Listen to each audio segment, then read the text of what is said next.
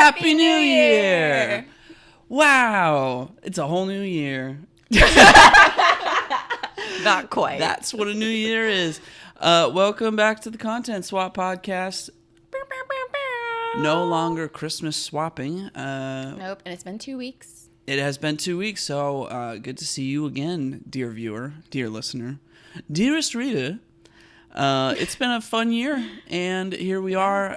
This is our last episode that we are recording this year, but it is going to be posted on the first day of next year. So it should be 2023 by the time you are listening to this. Hope you had a great New Year. Hope you had a great Christmas. Hope you had a great Hanukkah, Kwanzaa, whatever you celebrate. We hope you had a great holiday from here at the Content Swap Podcast. Well said. Thank you. I'm like, where do I even go from here? Put me on TV. Yeah, honestly. So in case you haven't noticed, we're a bit dressed up. We decided to make the podcast fun. Yep. We've got some cran apple Moscow mules. Mm-hmm. So we'll be sipping. Yeah, we're recording this on New Year's Eve, so Yeah. we are, celebrating the turn of the year at the end of tonight. So, thought we could get a little excited and dress up a little nice. If you're listening to audio only, I've got a suit and tie on, and Aaliyah's wearing a cute dress. Nice dress. Yeah. Check it out on Instagram.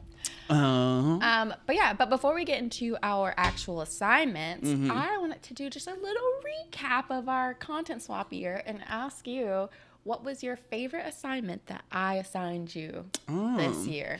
So, okay, one thing I wanted to say earlier was I did not have time to shave, so don't come at me for my patchy beard.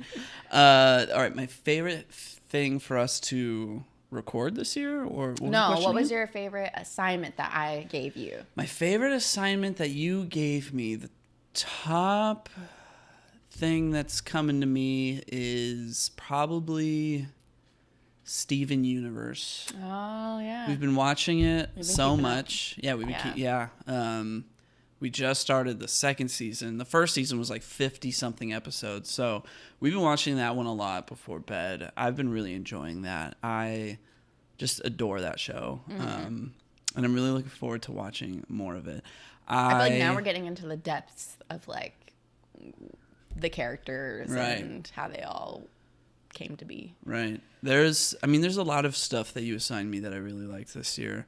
The thing that we're talking about today is a book that you gave me, Tomorrow. That was really good as well. Yeah. So, Daisy Jones was also really good. What are some other things that you assigned me? New York Minute with Mary-Kate and Ashley. Yeah, hats off to that movie. Now, I feel like when you explain the podcast to people we like meet, your go-to is like, she assigned me a Mary-Kate and Ashley movie. Yeah, because it's hilarious. That's probably my favorite episode to listen to. Yeah. It's just so funny how ridiculous that movie is. Yeah. Yeah. What about you? Yeah, so I was thinking about this a lot. I have a bad memory, so I did have to go back through our Instagram. And so I feel like the things that really stood out to me that you gave me, definitely Twin Peaks. Like, that's the thing I'm most interested in continuing because I want to know what happened. It was just so weird and so interesting to watch. I also really loved Raising Kratos. Really? Yeah, I think Twin Peaks and Raising I know, Twin Peaks and Twin Peaks and Raising Kratos I think are my top ones. But I did really love Jay and Silent Bob Strike Back. That was really fun. That was a very fun experience. Yeah. So that's like a close runner-up. Thanks. Yeah. No, those are some surprises. I like that. I'm just now realizing Only Murders in the Building. Oh, yeah. That was a really good one. We watched the whole thing. Yeah. Yeah. Loved that. Yeah. It's been a fun year. This will be our 35th episode. Seems like a good number. Yeah, 35. Yeah. 35. We made 35 of these things. That's crazy. We started in March. It was just on a whim, and now it's been almost a year. And look at, we're like at the Oscars in these nice outfits. What are we doing? We're being our silly selves. Yeah, it's great. No, it's been a privilege to have the opportunity to connect with you every single week like this. I mean, we would be in a happy, loving relationship regardless, but to have something like this that you can do with your partner and look forward to and just share a part of yourself every single week and then share a little bit of that with whoever cares to listen. Yeah. It's just fun. Yeah. It makes me really happy. It makes me happy too. I'm very grateful. I remember like pitching the idea and was just like, it's stupid. Like, it's just an idea. And you're like, let's do it. Yeah. So I appreciate you being so willing to do that. Yeah. I mean, as soon as you brought it up, I was like, that sounds fun. And the technical pieces are not going to be that much of a challenge to figure out. So let's just do it. Yes. And honestly, thank you. He takes care of all the technical stuff, all the editing of anything. Set up the microphones. Yes. Getting the picture that we post on Instagram ready. All I do is just put it on Instagram. Like I show up and I do my part here and then that's it. So thank you for taking it on. Of course. I mean, you did the podcast thumbnails at the beginning and then true. I took it over and then you made it way more efficient. Yeah. I mean, it was taking me forever to get those done. Well, then it started taking me forever to get it done. And now we found, I think, a happy template for the thumbnail that's easy for me to make, but also I think makes the podcast look more appealing overall than what we were doing before. I feel like a certain nostalgia for your original thumbnails. Just because it was our start. Yeah. Yeah. I don't know. I was like hand removing the backgrounds of all of those. Yeah, it was a lot of work. It was so much work. Well, because of the fruits of our labor, we are here now. Yeah. We don't have, it's not like we're famous or anything, but we've just really enjoyed doing this, and we've gotten it to a point where it is not difficult for us to fit this into our schedule and to just do it, and it's something that we can do for fun. And the fact that there are some people that are listening every single week, or maybe have never listened and then listen now, and I mean, it's not like we get we're not like a smash hit or anything. Who knows what'll happen in the future, but just the fact that anybody's listening at all is an honor, and we appreciate you. And just talking to people and be like, we have a podcast, and they're like, what is it? And we tell them, and they all seem so excited about it, and they're like, this is cool. So we appreciate everyone who supported. Cheers to the supporters. There's always that awkward when you take the sip and then you're just like just quiet. Well, what are we here to talk about today? What are we doing? It was a 2-week period, so we went for some assignments that are a bit more lengthier in scope. So I'm starting, right? So last time that we talked, I had been assigned Pokemon Violet. I was like, what's it called? So, Pokemon Violet. Then Violent. Okay. Sorry. Violet. Let me real quick take over. So I gave you Pokemon Violet version released this year in November. Part of the Pokemon Scarlet and Violet version release. Yes. I played Scarlet, so you played Violet. So technically we're talking about 2 words.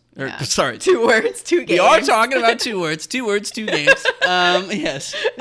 Maybe they're stronger than we thought. No. We're good. I just started sipping this. Yeah. So it's Pokemon Scarlet and Violet, released in the year 2022 in November, and it is considered the 9th generation of Pokemon. Wow. Yeah.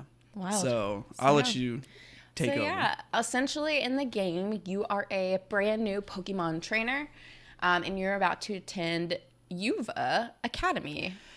Actually, Uva? I don't know. It's like Uva. So here's the thing: in Violet, it's Uva. In Scarlet, there's a whole nother name for the school. I don't even know what the name is. Well, you're attending school essentially to be a stronger Pokemon trainer, I'm assuming. And so, from what I've played thus far, I have met up with the head of the school, the principal, and then I've met a friend, Nimona. And Nimona is kind of my go-to girl. She's like, here's how you do this thing. Meet me here. That's the next step you need to take. Let's go here. And then she's going to escort me to the school. So what is Pokemon? How would you? I assume everyone knows what Pokemon is. Everybody knows what Pokemon is. It is. It's these like little what is it? Yeah, it's these little creatures that all have like different powers based on kind of what they are, where they're found in nature, things like that. Yeah. And as a Pokemon trainer, you try and catch them all. And you battle with them. So you meet up with another Pokemon trainer and you guys battle your Pokemon. That can then give you upgrades and things like that. Your Pokemon learn new skills. They get stronger. So yeah, that's essentially what Pokemon is. It's just catching these little creatures and raising them and training them and making them strong. Making them fight each other until they faint. Literally. It's like so-and-so fainted. And they're just like, ah. I think PETA has a big problem with Pokemon, probably, but it makes sense. It's like dog fighting for children. Yeah, as long as we're not putting any money down. Although technically, like you win money when win money when you beat somebody. So yikes, animal cruelty. No, but it's a blast. It's a lot of fun. Love Pokemon. Yeah. So just. I really didn't take much notes because I haven't really gotten too far. So where I'm at in the game, to give you a little context, I have met Nimona. I've like traveled to the school. And at this point now, the principal is like, we're starting our annual treasure hunt. That means this is an independent study. Everyone go out and be free and just learn new things and go. And so that's kind of where I'm at now. I just left school. Okay. Yeah. So one would say you literally just finished like the tutorial. Oh no.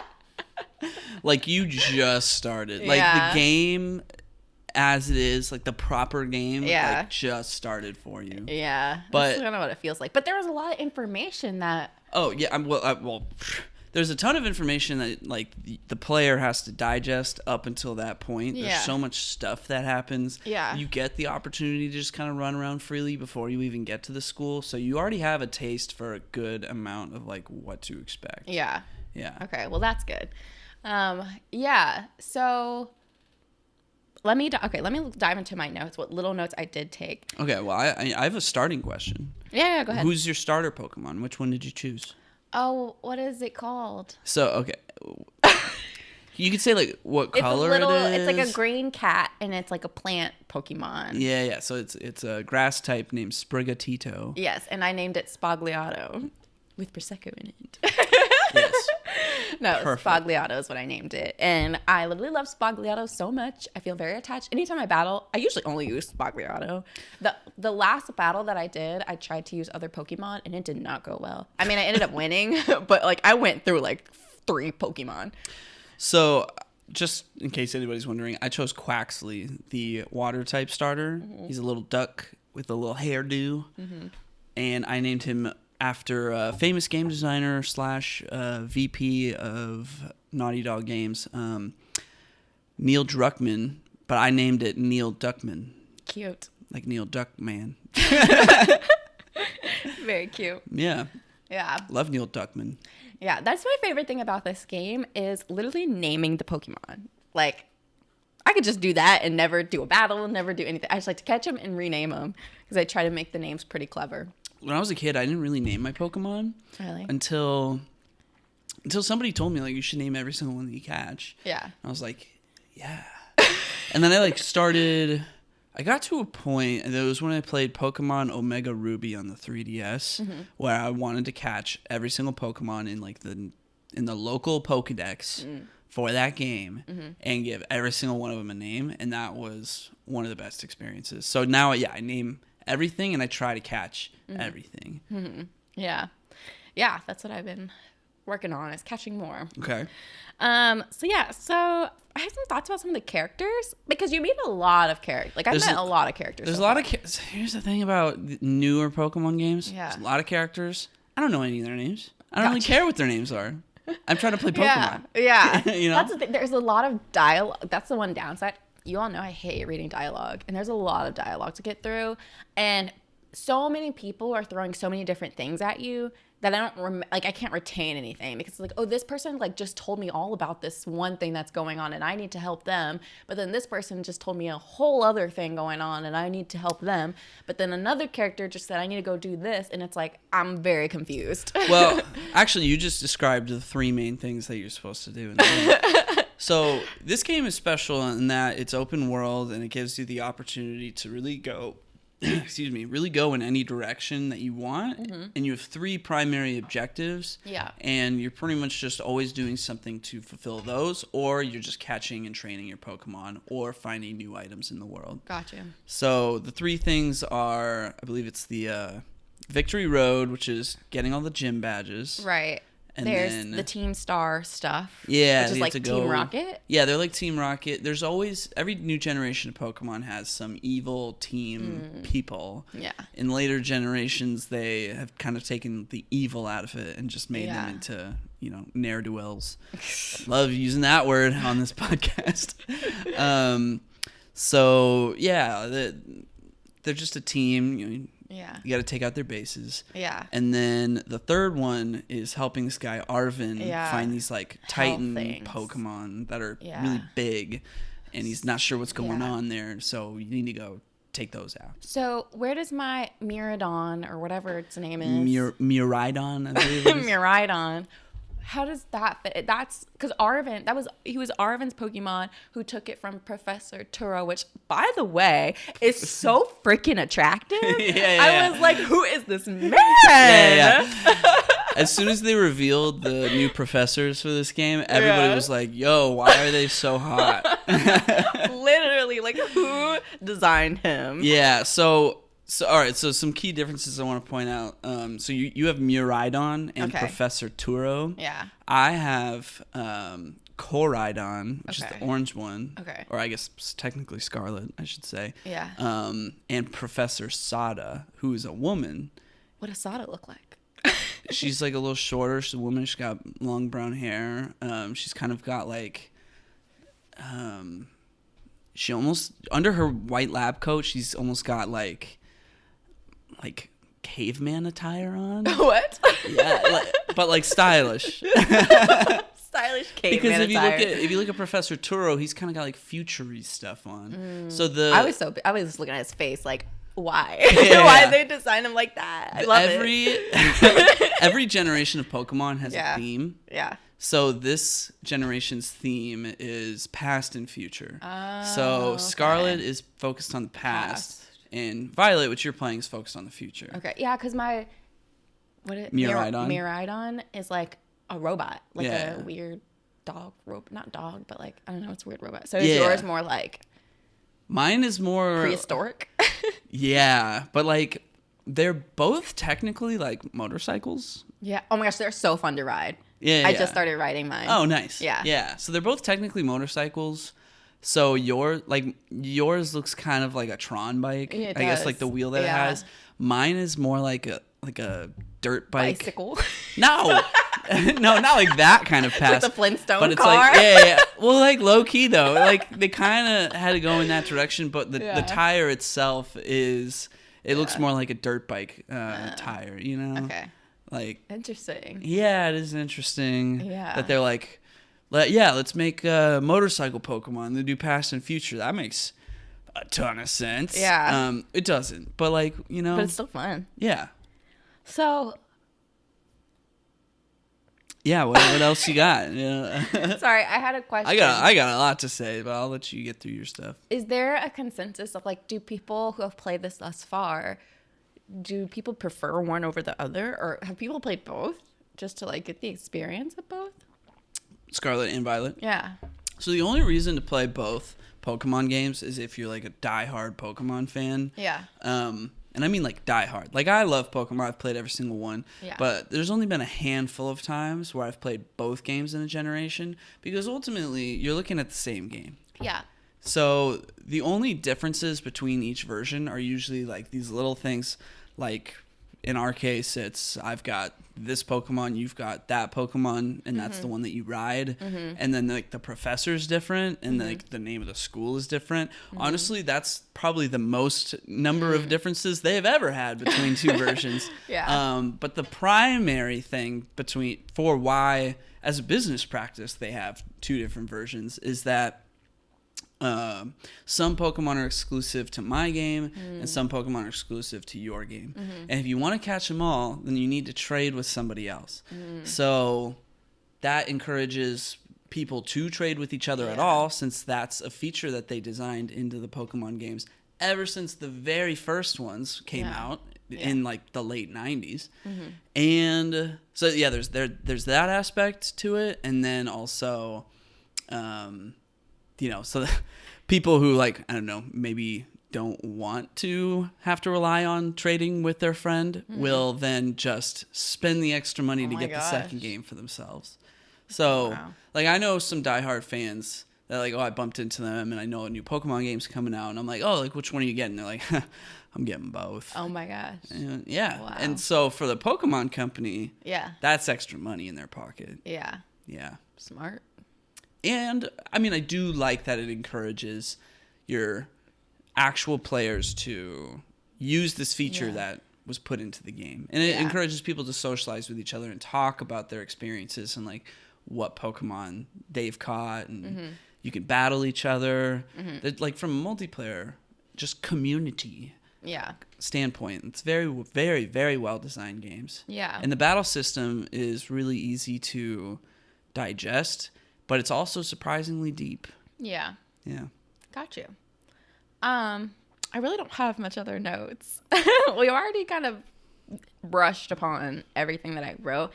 I wrote that it's funny because you're a brand new student, and as soon as you go to school, they're like, independent study, bye. And they're like, you've learned so much, take what you learn and go in the world. And I'm like, I've learned nothing because I'm new. I would say Pokemon games have never been strong on story. Ever. Ever.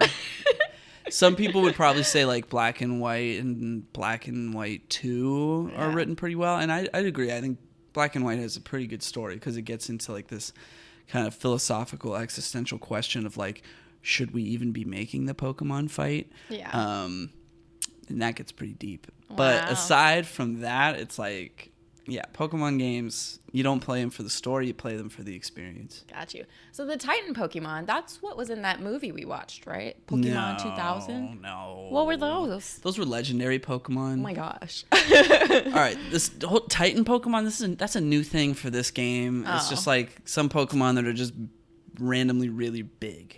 Okay. So I don't know a ton about that. I've only fought one Titan Pokemon so far in the game. I'm actually not that far in this game either. I've done one of each of the three things. So I've did one Titan Pokemon, one gym, and one Team Star base. Is that how you tackle it? You do one of each? Well, there's like a different number of each one. Like there's 8 gyms and there's 5 Titans and I think 5 Team Star hideouts. So I'm just going to do whichever one I bump into, and whatever's right in front of me, I'll do that, Got you. Yeah. I am very confused. Now that I can freely explore, I'm very confused by the map. So basically when they say you can go out and do whatever, you have Arven over here, you have Nimona over here, and you're the anonymous person who keeps texting you. Cassiopeia. Yeah. Cassiopeia. And they have their tasks. Those are the 3 tasks that we talked about.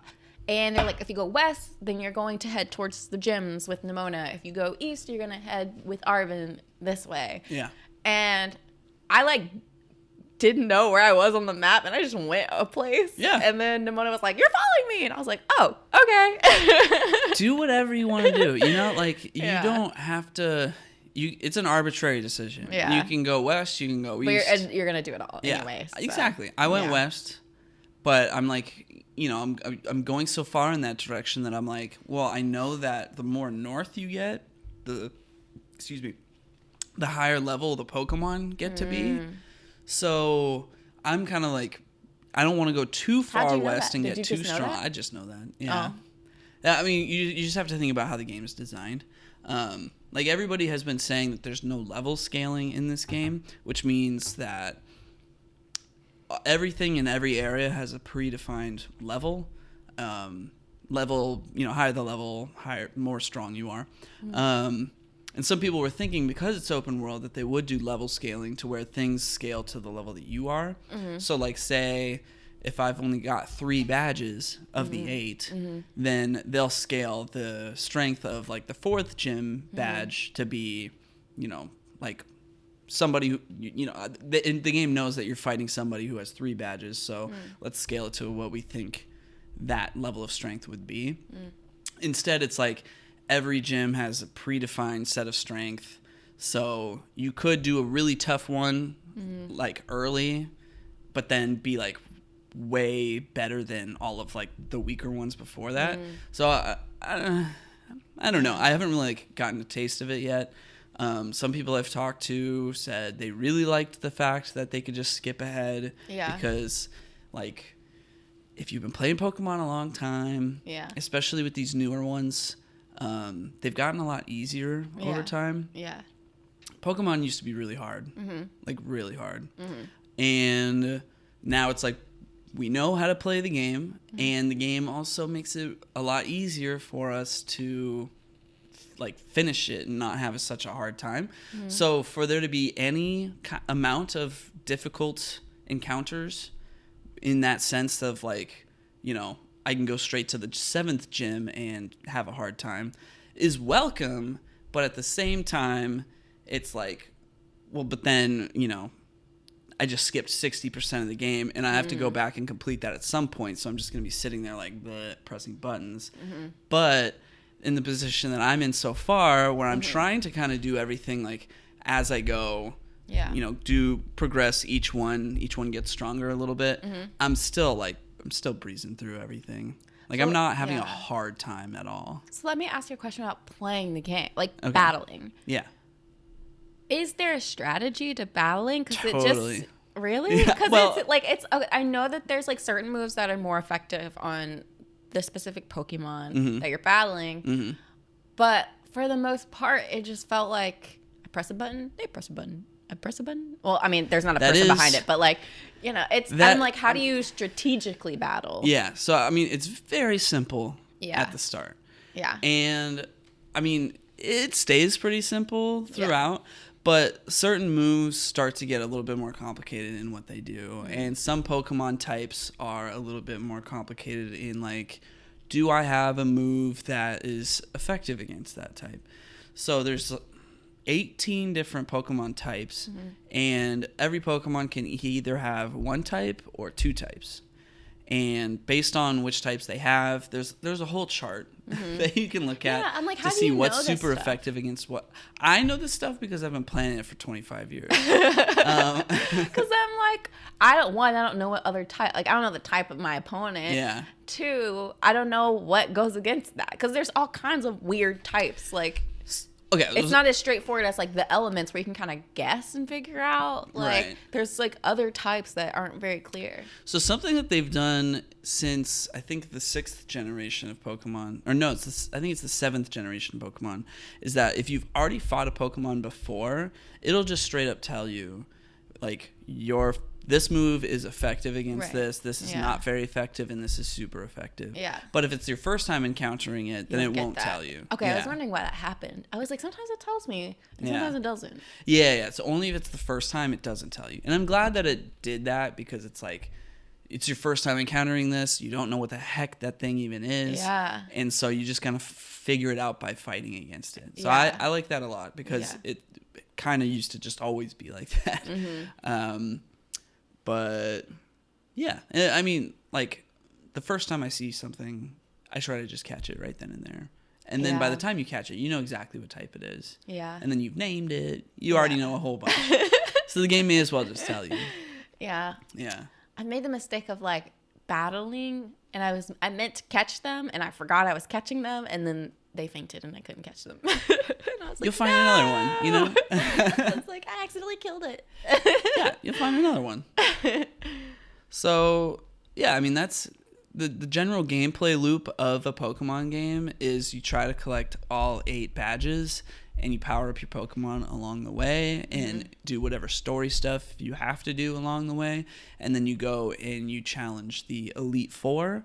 And once you beat the Elite Four, you then fight against the Pokemon champion of that region. And once you beat the champion, that's usually when the credits roll. Sometimes there'll be more stuff for you to do after. Like in the second generation of Pokemon, once you beat the champion, then you got to go through the entire first generation region, like, and collect 8 more badges, which was amazing. It's the only game where you could get 16 badges. Like, that was nuts. But if you do look at the actual, like, regions, like the maps, they're pretty small in comparison to what they are now. So, yeah, I mean, that's the general gameplay loop. This one is kind of like a little bit more go wherever you want, do it in whatever order you want, and just catch whatever you want. I will say, as a Pokemon fan myself and knowing quite a bit of Pokemon, I can't name every single Pokemon because there's just too many at this point. There's over 1,000 now. The roster of Pokemon that they put in this game is slaps. Like, it's really good. Like, it's a very, really fine selection that they have given the player because, you know, with there being more than 1,000 Pokemon, they can't make every single one available in every single game. So they have to kind of pick and choose every generation, like, which, you know, here are all the new Pokemon, but then what past Pokemon are we going to include as well? So they have to cater that and really fine-tune it and make sure that it's just right. And the selection for this one is pretty good. Nice. I like it a lot. Like, I'll just be walking about like, oh my gosh, they got Salandit in this game. Awesome. All right, now I can get a Salazzle. A Salazzle. There's like a one cave that I went into. I was like, oh my gosh, like I can catch a Gabite in here. I can catch, what else? Like a Larvitar. A Larvitar. Are you kidding me? I've always wanted to use, okay, real quick. Larvitar evolves into Pupitar, which evolves into Tyranitar, and is from the second generation Pokemon. Tyranitar is awesome, but usually you can only catch a Larvitar in the second generation once you've basically done everything. Like, not until the very end of the game can you get a Larvitar. And now I'm playing this new one, and I've only got 1 badge, and I've already caught a Larvitar. I am stoked. I'm like, sweet. I finally get to use a Larvitar that will eventually become a Tyranitar for my whole journey. And I've always wanted that. Wow. So you could see the excitement on my face and hear it in my voice. Have that. I'm like, I don't know what you're saying. All right, well, I've got some questions for you. I know, I got a lot of notes over here. Just like general commentary I wanted to make on this game, but I would ask you, what's your favorite thing about it so far? Naming them. Nice. Yeah. It's really fun. It is great. Yeah, it's very special. And how many would you say you've caught so far? Ooh, maybe like 15. Okay, nice. Yeah. I think I've caught like 80. Oh my gosh. Yeah. So I think there's 400 in this game specifically. So, whoa. Yeah. So I've got about 80. You've got maybe 20. Like, yeah, actually, now you mention it, I've got 20. All right. It feels like I've been playing for a while. Like, what's your play style? Like, are you just kind of like trying to find every item that you can, catch every Pokemon you can? I pretty much try to, within like whatever area I'm in, I try to catch everything that I don't have already. Yeah, I think that's just what I've been doing. I've just kind of been wandering around. Have you been picking up items on the ground? Yeah. I always pick up the little Pokeballs that shine. Okay. Because I thought they were all Pokeballs. It wasn't a while until I realized it wasn't just like Pokeballs. Yeah. And it was like actual like potions and things. Oh yeah. So that's kind of been like a mainstay since the original Pokemon games, where items on the ground are always represented with a Pokeball. But you pick it up and it'll be like an item that you get. Sometimes it'll actually be a Pokeball.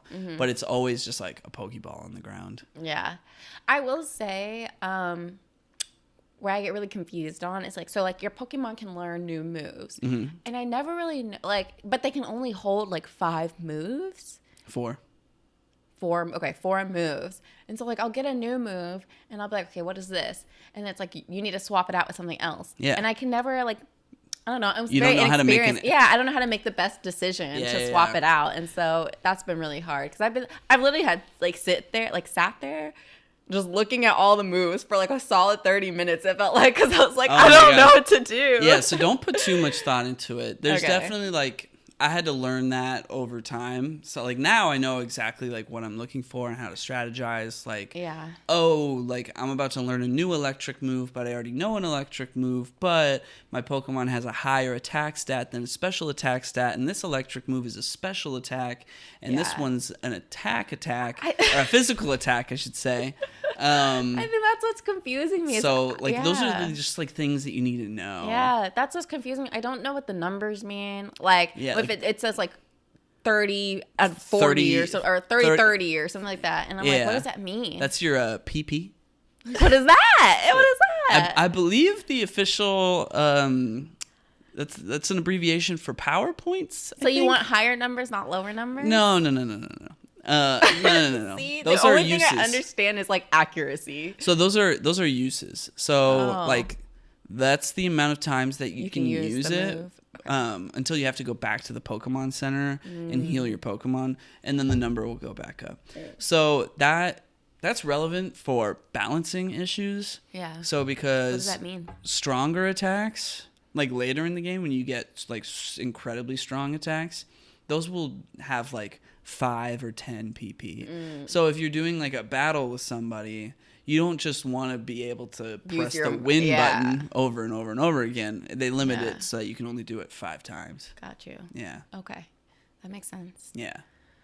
Yeah. I like really haven't sat down and looked at like the Pokemon I catch. I haven't looked at like really what they are, what they do. Yeah. Like I haven't done that. I just catch them and move on.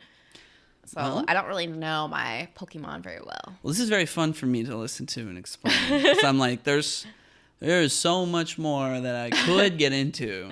But see, I think that like that's what overwhelms me is when there's so much information. Yeah. And like especially when that information needs to be used then for strategy. Yeah. I get like it's a lot. It's ultimately like it's very simple. Yeah. Like it's like you got HP, you Yeah. got attack, Yeah. which the way you defend against attacks is by having a higher defense. Yeah. Right? And then there's special attack, and you defend against special attack moves with Mm-hmm. your special defense. And then there's speed. See, I feel like I'm the type of person though. I like to wing. I just like to wing it. So Yeah. I feel like And that's if fine. you watched me, you'd be like, "Why didn't you do this?" Nah. And I'd be like, "I'm just pressing buttons." I mean, it's like, so like at the beginning of the game, it's always like they got the whole like intro to the game like down pat in these games. Generally, like your starter Pokemon has a basic attack that's like usually a normal type attack, and then some basic stat changing move. So like I think in your case you have Tail Whip. So it's basically I think like I switched that out. good. Something else. It's useless. So, like, you have your scratch attack, which will scratch them, and you can use Tail Whip, and each time you use Tail Whip, it's going to reduce their defense. So then, after you use Tail Whip, then when you scratch Everything them, it's going to do more damage. Yeah. That's the basic understanding. But, like, later you'll get attacks that are like, if you use this move, it'll greatly reduce their speed, and now because their speed is lower, you'll go first. Yeah, I think I replaced it with something that gives like my moves more accuracy. Okay, I would say it's pretty useless. I don't even think I've used it, but yeah, but I mostly use scratch and bite. Those are always they always work the best. Generally, so here's my thing, my strategy with Pokemon is that like I always just attack. There's all these moves to like do stat changes and stuff, and it's only if I have a very specific Pokemon where like that will help me to do that will I actually keep that move on my Pokemon. And like it's when I use them to strategize against like how I would play against another player. Like if I was playing against you, I use it for that type of battle.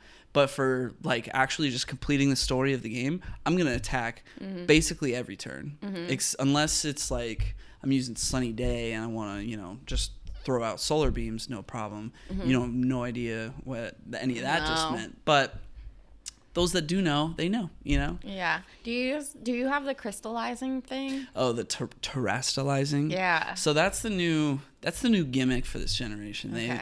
Ever since the 6th generation, they've always done some new gimmick. Yeah. In the 6th generation, it was Mega Evolution. The 7th generation, it was Z moves. 8th generation, it was Gigantamaxing / Dynamaxing, which was dumb. I hated it.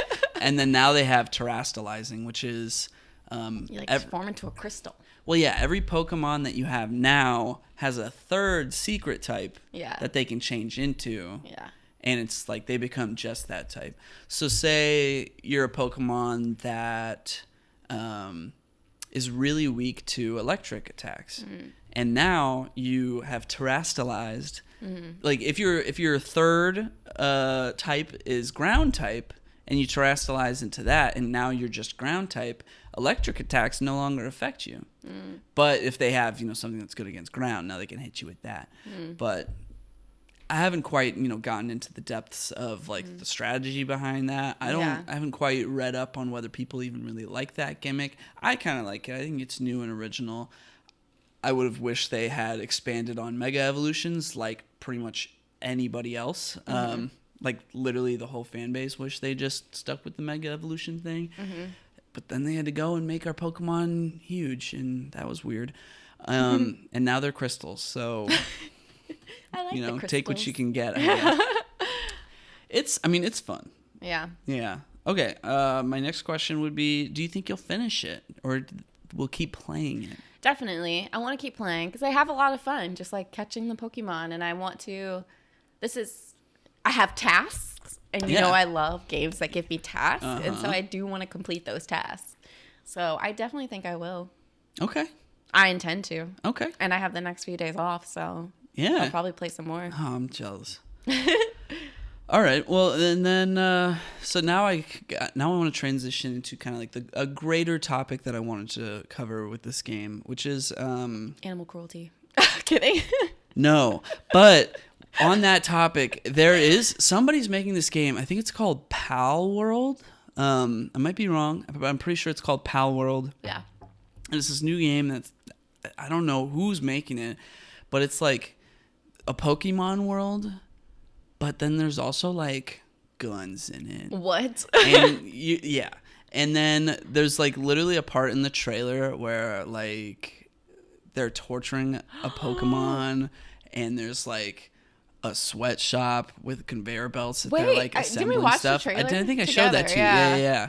And it's like, what? And it's very much, I think that game is meant to be like it's like a what if Pokemon, it's like a parody of like what if Pokemon was really dark, but also like what if Pokemon actually existed, like in this world, like what would that look like? Yeah. It's very jarring to look at because it's like, oh hey, that's a cute little thing. Oh, now it's got an AK-47. Yeah. So that's like, huh? But at the same time, it's like, interesting. Might want to play that. I don't want to see that. I feel like I remember us watching the trailer and I was like, this is awful. Like, this is so weird. I mean, it is meant to very much so get that reaction out of you. And you're like, what the heck? But then you won't forget it. And then when the game comes out, you might actually end up playing it, I'm not playing That's the whole... That's I can't play it after I've played this. Oh, yeah. I got you. So, no, that is not the topic I wanted to cover, but I'm glad we did.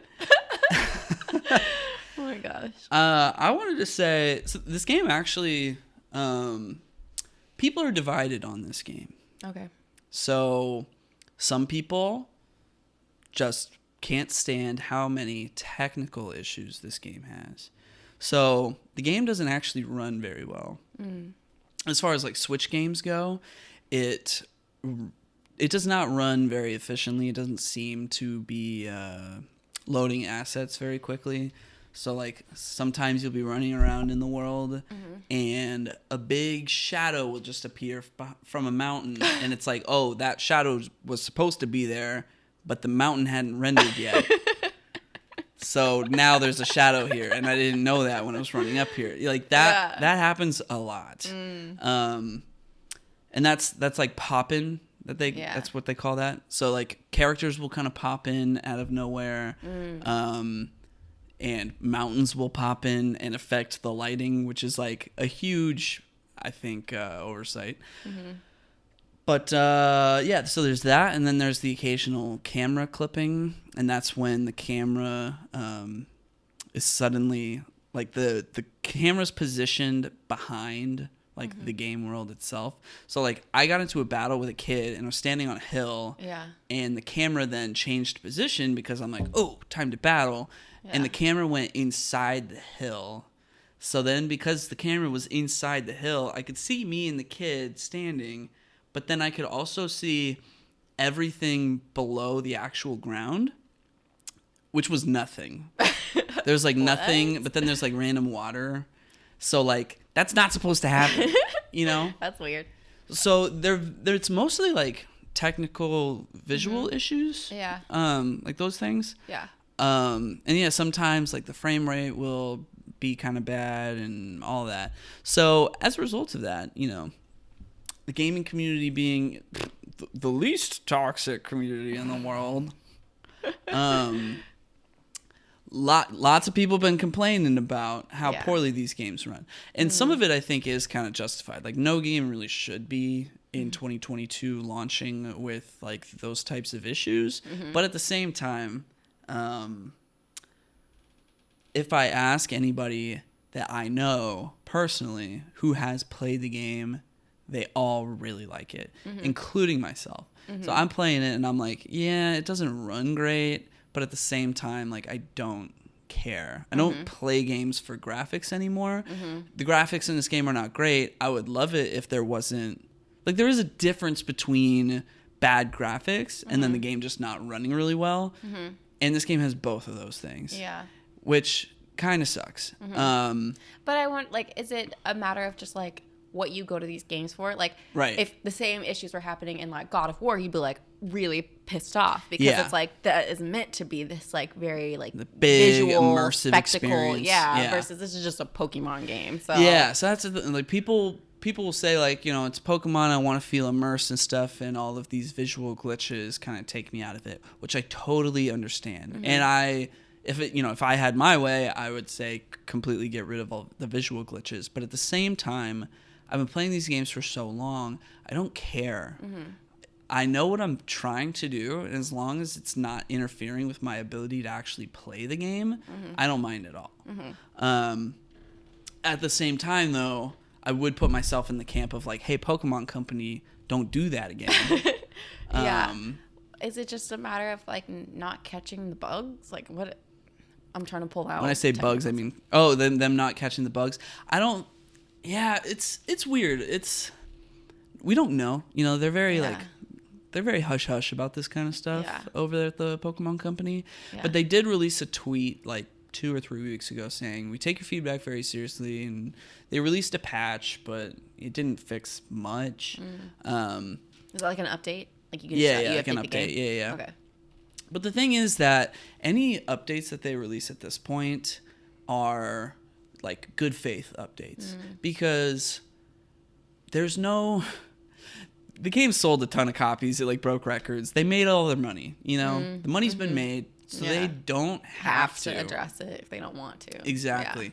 I think, despite a lot of the people who are complaining about the game, some of the people that are complaining about the game online either played the game and just like genuinely didn't enjoy it because of those reasons, and then some of them just didn't play it and they're bagging on it because everybody else is, and it's cool to bag on the Pokemon games, and they haven't played it themselves to find out that, oh hey, when you play the game it's actually kind of fun.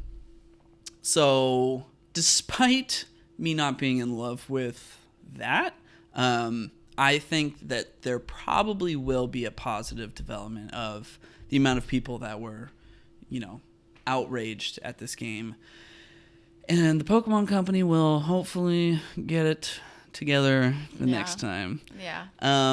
But at the same time, like, I am not expecting this game to improve much. It's running on the Switch, which was already kind of outdated hardware-wise when it launched. So I don't expect a whole lot. It would certainly run better on a more updated system. But Breath of the Wild came out when the Switch launched, and that game runs fantastically and has a crazy in-depth physics engine and a lot of interactivity with the world. This game has just about none of that, so it's a kind of a question of like, how are they managing the data resources and where all of that's, where the system is allocating things to. When you really think about it, it's like 400 Pokemon in this game means there's 400 character models, and they have to do animations for every single one of them. So that's a lot. That's a ton of work. That being, I did notice that they did update the character models a little bit for this game. Like 6th generation through 8th generation, they used the same character models for everything. It's just more efficient to do it that way, and I don't blame them for doing that. Before the 6th generation, they didn't even have 3D character models. It was just little sprites, and that's not, that's not a lot of work, not a lot of animation that you have to do. So it's really interesting because how the Pokemon games have evolved, like they've always kind of been meant as these fun, I wouldn't say like cutting edge, but like they have always released Pokemon games on Nintendo's current mobile system. So the transition between the 3DS, where they had the 6th and 7th generation Pokemon games, that leap from that to the Switch, which is now a handheld system and like an at-home system on the TV, and it's like just as powerful. And Nintendo always had like the one that you could take with you and the one that you play at home, and now the Switch is both. I don't think the Pokemon Company was like really ready for that evolution. So I don't play this game on my TV. If you play this game on your TV, you will be disappointed. 10 times out of 10. But if you play it in handheld, like there's something for me psychologically where I'm like, I don't care about the technical issues. I'm playing it. This is a handheld game, But yeah, I don't think they had like the people on the team with the experience enough to like develop on these ideas in like a 3D space with this like, big, like with physics and all that, just because that's not what they were set up to do. Like they have to learn that. They don't have like experience putting that in their games. So that's why I kind of like give it a pass. And I look at this game like I'm playing it on an advanced 3DS, like the next system after the 3DS that's a handheld, rather than looking at it as I'm playing this on Nintendo's home console. Because then, yes, you'll be very disappointed.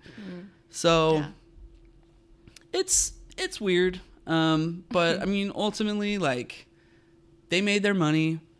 It's a question of, are they going to improve it, or are they just going to come out with some new ideas to get people into it again and release it with issues like for the next one? We'll see. Hopefully that doesn't happen. But overall, despite the issues, I hate to say, I still really like the game, and I'm going to keep playing it too. Yeah.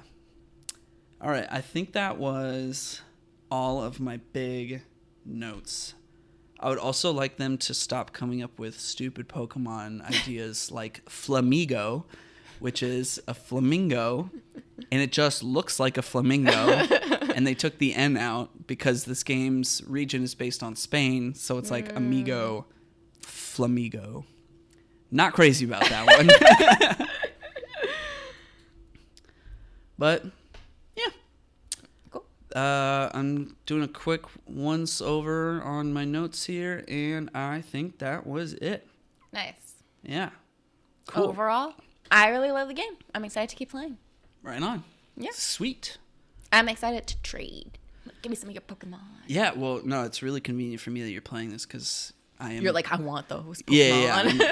Yeah. I've got things I can trade as well, Let me know what you want. I got you. That's funny.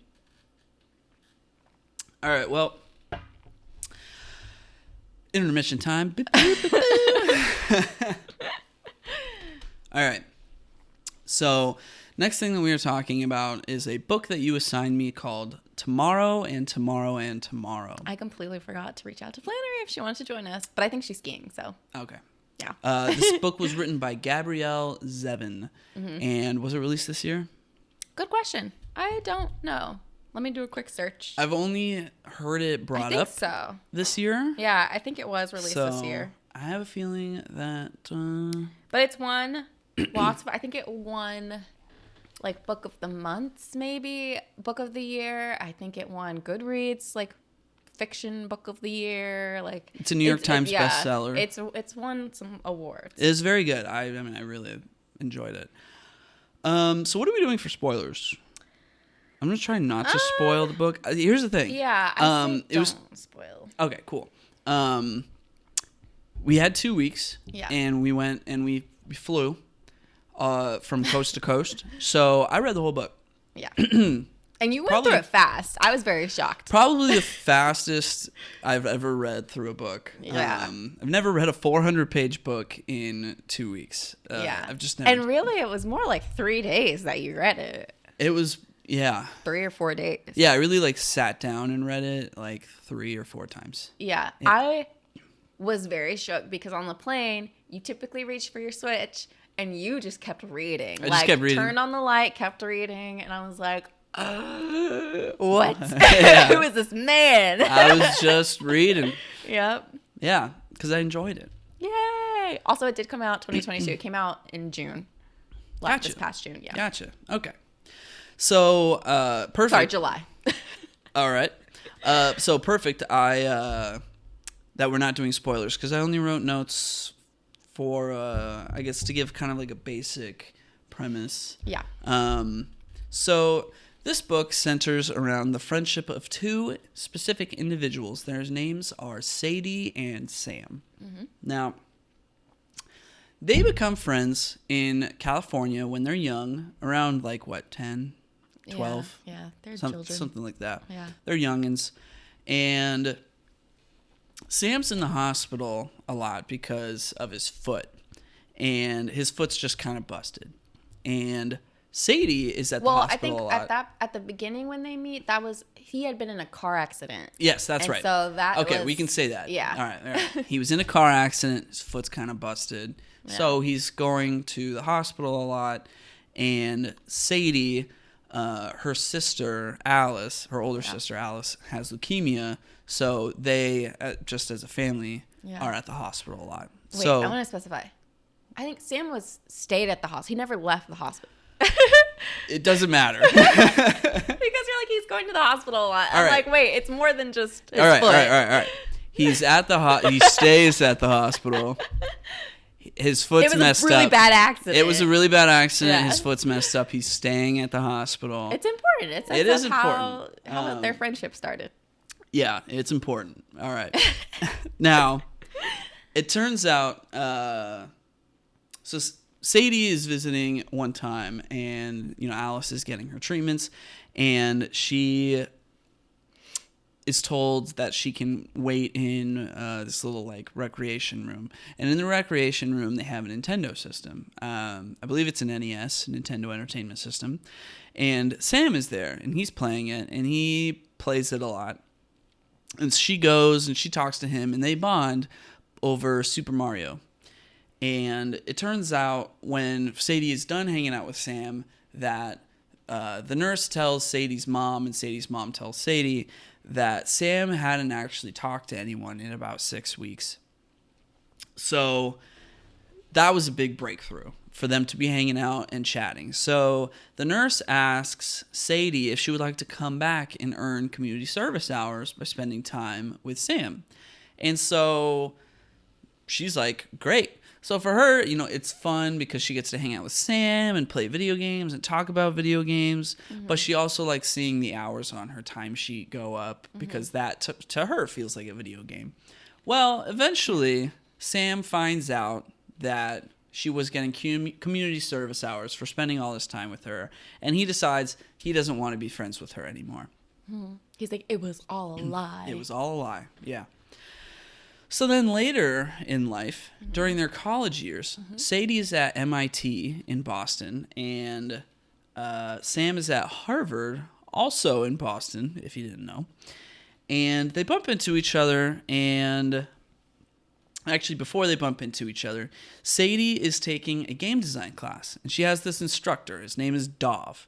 He wants to be wowed by the students' creations. So this whole seminar is, create a game, make it short, make it snappy, make it fun, bring it to class. And the class will play the game, critique it, talk about it, yada yada. Sounds like a fun class, if I knew how to make a game.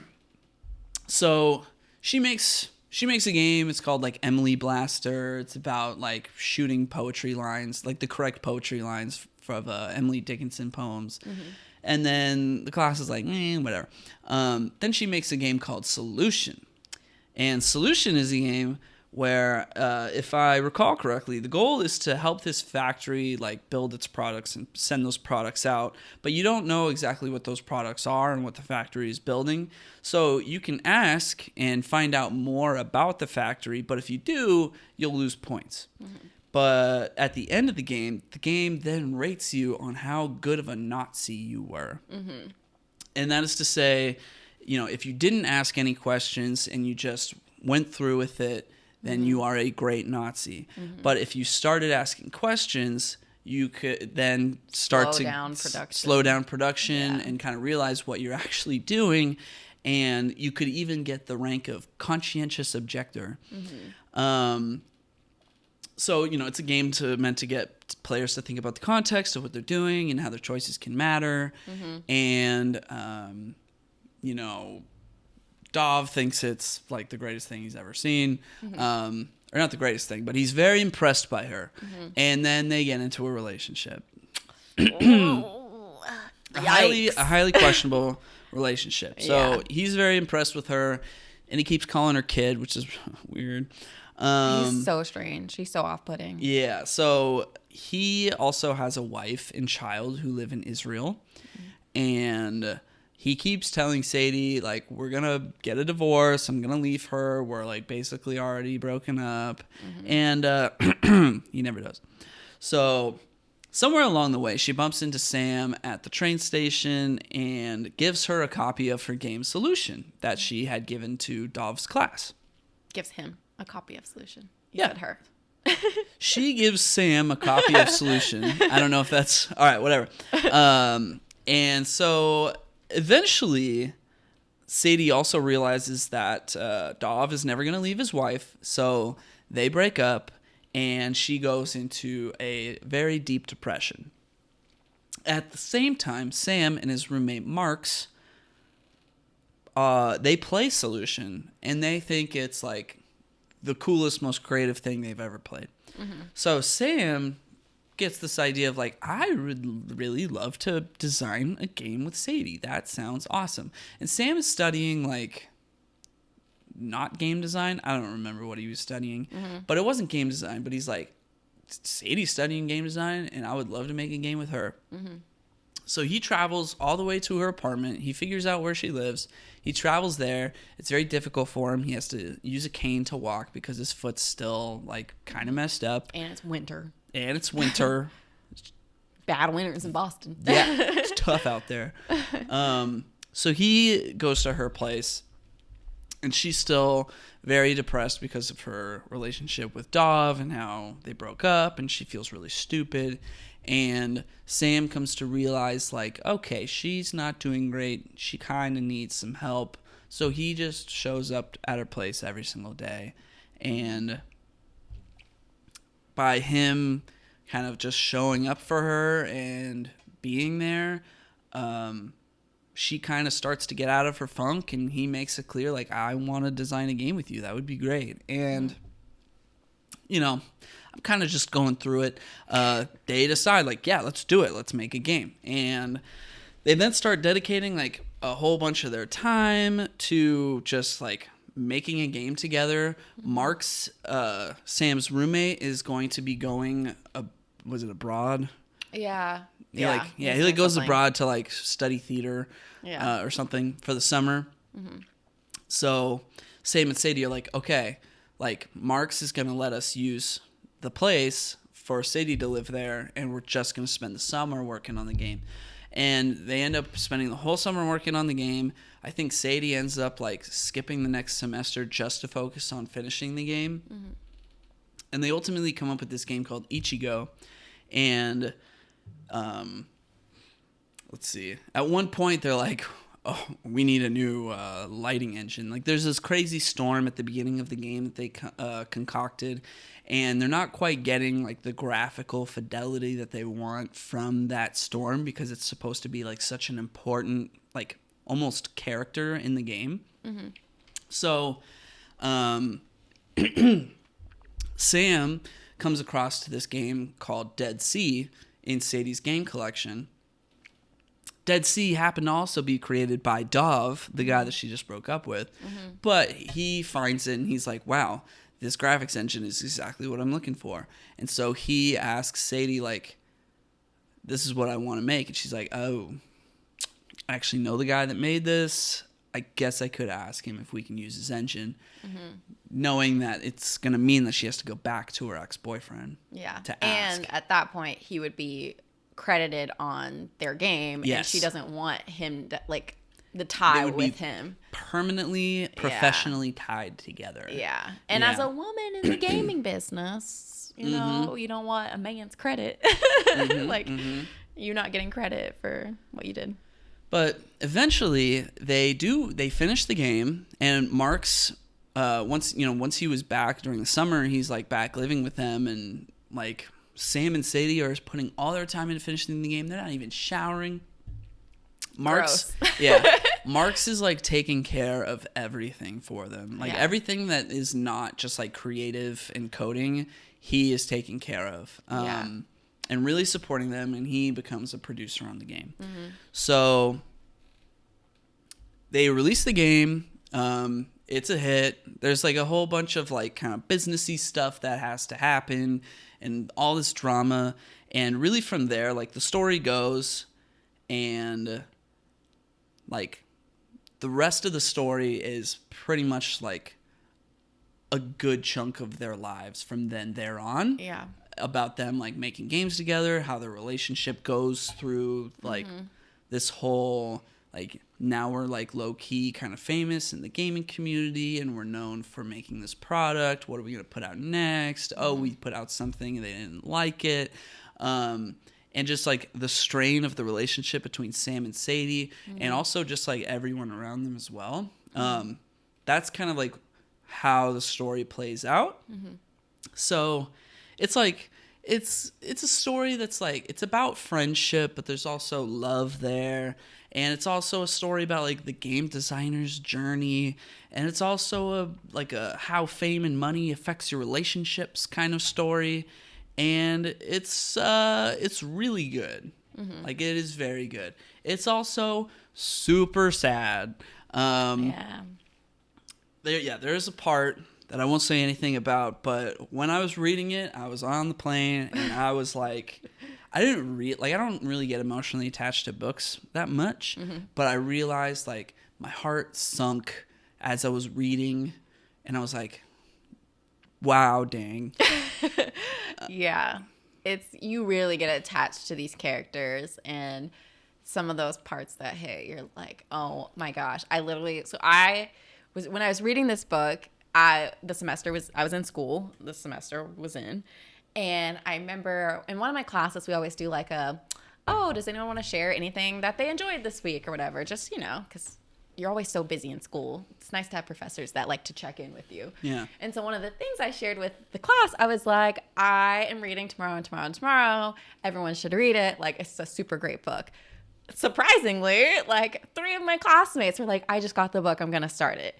And so one of the people in my class, I love him to death, hi Ryan if you're listening, he texted me and he was like, Aaliyah, I'm sobbing. He was like, this is so sad. I was like, it is, but it's so good. Yeah. Hopefully that gives no amount of spoilers. That really, no. I mean, you have no clue what happens. There's just parts that are really heartwarming, and there's parts that are also really sad. Yeah. Like any good story would have.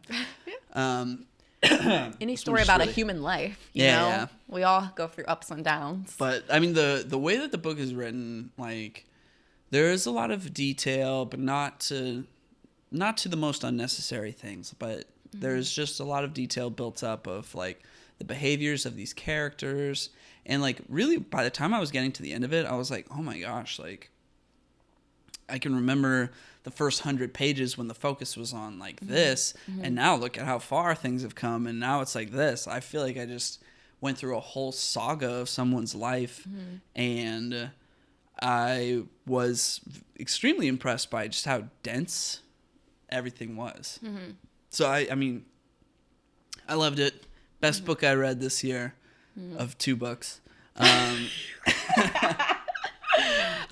the best book that I read, and I've read 45 books this year, which is still pretty low. I think I read 3 books, maybe. Yeah, I don't know if Berserk volumes count, but those are kind of long. I read 6 of those. I mean, I include comics in the books I read. No, I mean, I read graphic novels. I read a few things this year. Started some books I didn't finish,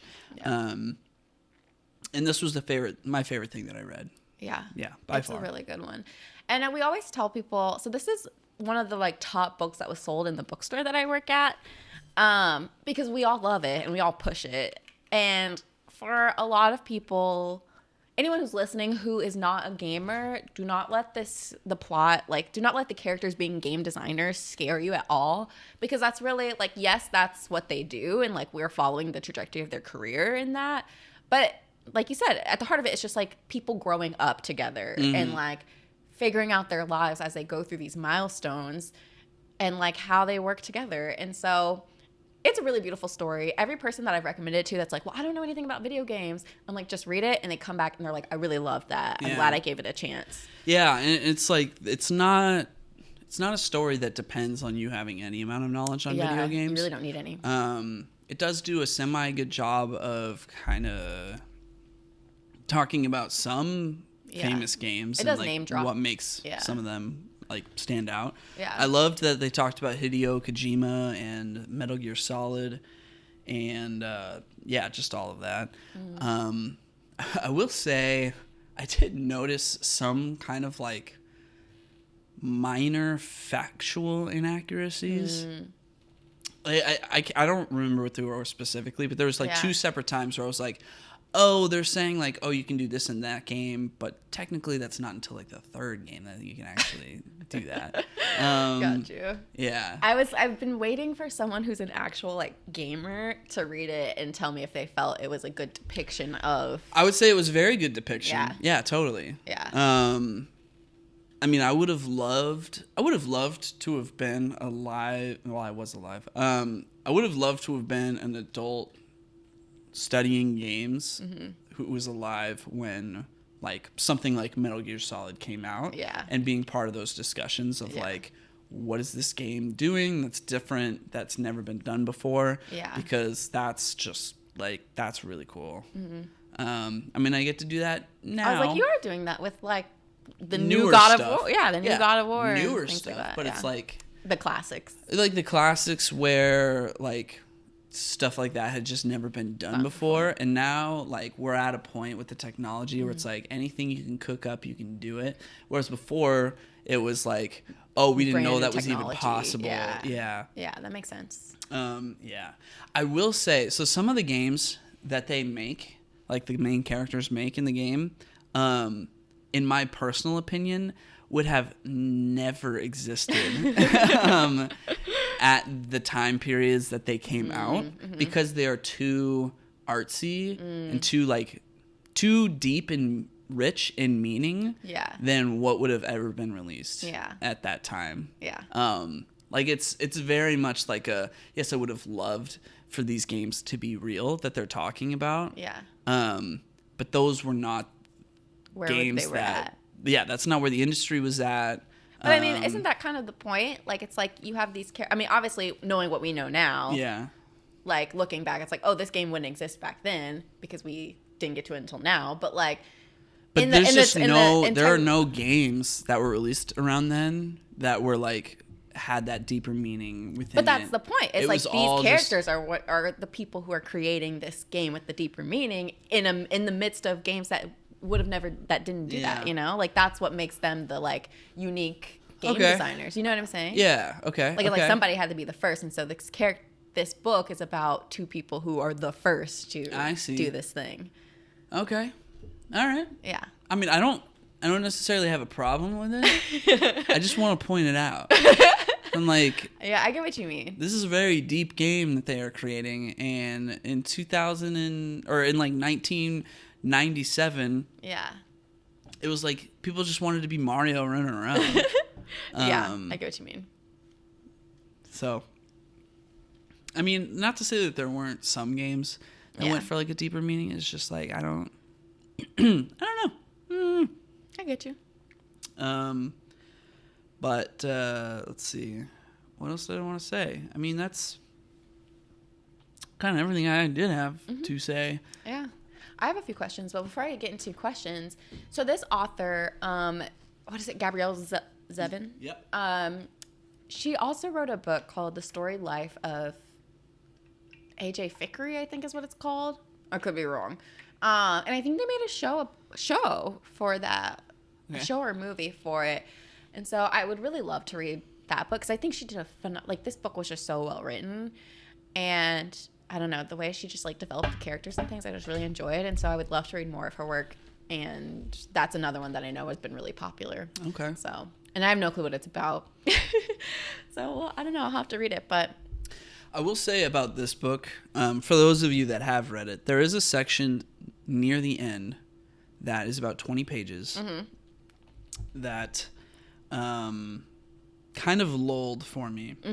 And it feels like it drags on for a while, and it's not immediately clear why that section is important until the end of the section.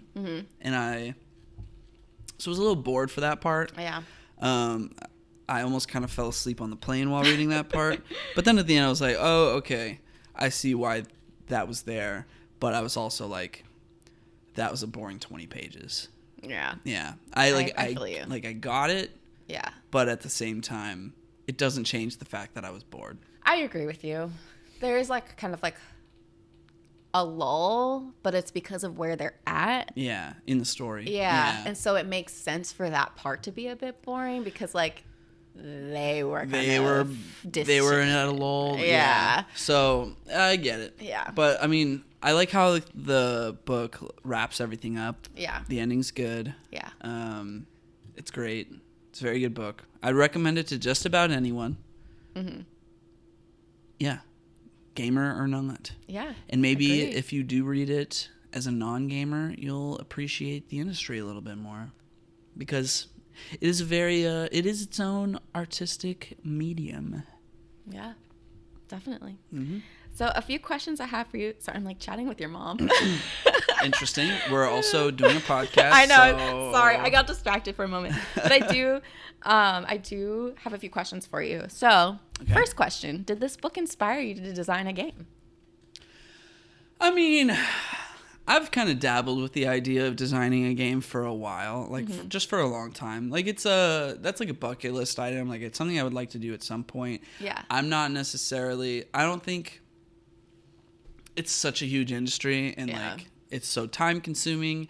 And to develop a game as like an independent developer, you really have to have like the right people. You have to have the right money. You have to have the right stability and support. Yeah. It takes a lot out of you. So I don't know if I ever like really, really would. Yeah. Yeah. But certainly I would love to. Yeah. So over Christmas, your brother, Connor, who worked on Game of War. Oh my gosh. God of War. Yes, my brother. Yeah. He was talking about like, oh, let's design a game together. And I was like, yes. I was like, let's do it. And like, I don't know, this book really inspired me to be creative in some sort of sense. I know nothing about game design, so I could not do that. But there's a researcher at the school that I'm at, and she actually does research using game design with an indigenous community with the youth there. And this book like really made me interested in her work specifically. And on top of that, her work is just something so different. I've never seen anyone use game design, and she's not a gamer at all. She's like, I know nothing about games. Like I'm learning as I go. And I've just never seen anyone like use that as a research method. And this book, it like made me reach out to her because I was like, I would love to be a part of this. This is so cool. But even if it's not a video game, like a digital video game, designing like a board game, something you can use with the family. A board game's kind of tough for me. Yeah. Like, that requires or card playing game. a lot of board games. Yeah. I would more, just for me personally, I would Yeah. more than likely, of all the different game types that Yeah. you are mentioning, go towards a video game, because that's where all my experience is. I've played so many video games. I was Yeah. looking back. I played 38 games this year, Yeah. which is a ton. Yeah. That's like more than I've ever played before. It might have been 35. It's still a lot. Yeah. And well, I've never actually kept track before, so I don't know if that's like a lot, but it seemed like a lot. Yeah. And how many board games did I play this this Like, year? none. Like 4 maybe. So yeah, you probably won't catch me designing a board game. I mean, like, my buddy Ryan and I had dabbled with the idea of developing a game like years ago, and we would just sit down and hang out and like come up with ideas just for fun, because it was fun. Yeah. But we didn't know anything. Yeah. So now, I mean, personally, I know like a lot more now. So I would still, like, if I was ever given the opportunity to like join a team and get paid to develop a game, and it didn't cause me to have to like completely uproot my life, hands down, I would totally do it. Yeah. That makes sense. The second question that I had for you, sorry, my phone. So a big thing in the book is about inclusivity in video games, and I won't go much deeper than that. Jeez, okay. And so you're like, oh no. Yeah. I'm gonna just check the video real quick. Yeah. So I wanted to ask you, in the gaming world, because you are very much more connected to it than I am, what are the responses when games try to be more inclusive, and like, what's an example? Because I'm genuinely curious. This is bad. No, this is not bad. This is something that should be talked about. All right, can you repeat the question? Yeah. I said, in the gaming world, what are some of the responses to games that try to be more inclusive, whether that's with their characters or how you play the game, being more inclusive of if you have a disability or whatever? So, like, are you talking about accessibility specifically, I guess or are you talking about... take out the accessibility part. Okay. I'm talking about character-wise, whether you have, like, having characters that are maybe a part of the LGBTQ community or characters of color that are now in a space that was not very diverse. Yeah. Yeah. I feel like I'm being interviewed, and this is like... am I gonna like USCO of... No, of the gaming world. no. I mean, honestly, it's a very simple answer, and I would say that like the gaming community responds just the same way that any other fan community does.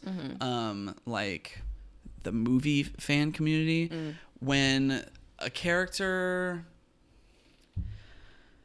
This is really just like a thing with the internet. Yeah. If a character is like not a white male, there are white males on the internet, sometimes not even just white males, but just people. There are people on the internet that are going to hate on that thing just because it's not a white male, and they'll come up with whatever reason in their head to complain about the fact that they like couldn't relate to the character or whatever. Sometimes they're not even conscious of the fact that they have this bias against this game or this story or whatever. And it ultimately, like, they'll be like, oh, I just couldn't relate to the character. It's like, well, yeah, you're not like a black woman, so like you can't exactly put yourself in the shoes of that person, but that doesn't make it like not an interesting story to digest, you know? Yeah. So like, yeah, my experience and what I've noticed is like, like some people are just going to complain because they can about whatever topic for whatever reason, because that's just how humans work, and we have so much access to communication and information with each other right now, and are going to continue to. So if you ask me for my personal opinion, I love it when there's inclusivity. I love it. Like, there's a game coming out. there's a game coming out at the end of January called Forspoken that I'm really like. I have been looking forward to for a long time. I think it looks really cool. And the main character is a black woman. Is that the one who looks like me? I don't know That if she takes knows. pictures or whatever? No. Oh. That's that is Season. I think it's called. Yeah, that one. Did that come out already? No. That comes out in I think March. Okay, I want to play that. Yeah, or no, I think it comes out in January. On Switch? PS5. Yeah. That game looks really good too. So, but that's my point. It's like I'm not a black woman, but those games look great.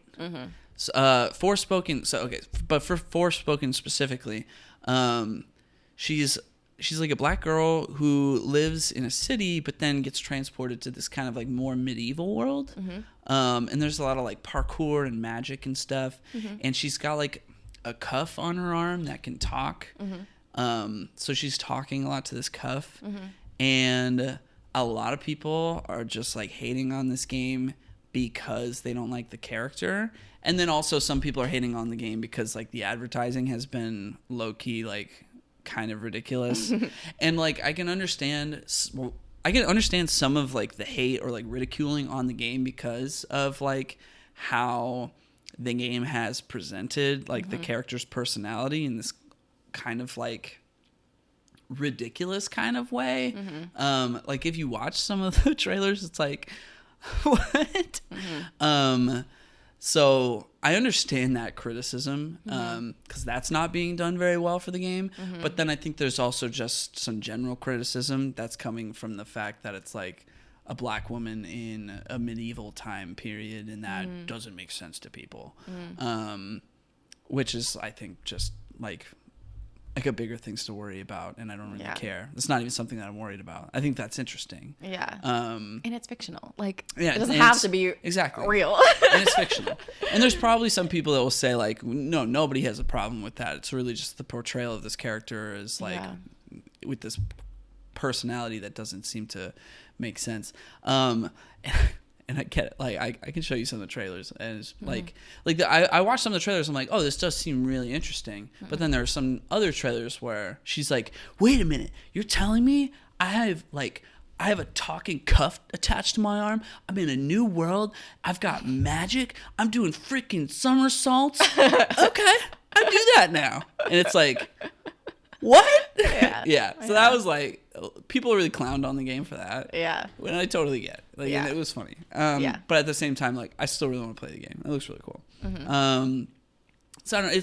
It's hard to say. I think like when Michael B. Jordan was cast as like the Human Torch in that Fantastic Four movie, like tons of people were pissed off. They're like, "Oh my god, they changed the character, like race swapping, yada yada." And I'm like, I really don't care. Just like Ariel, Black Ariel. Sure. Yeah. I love Halle.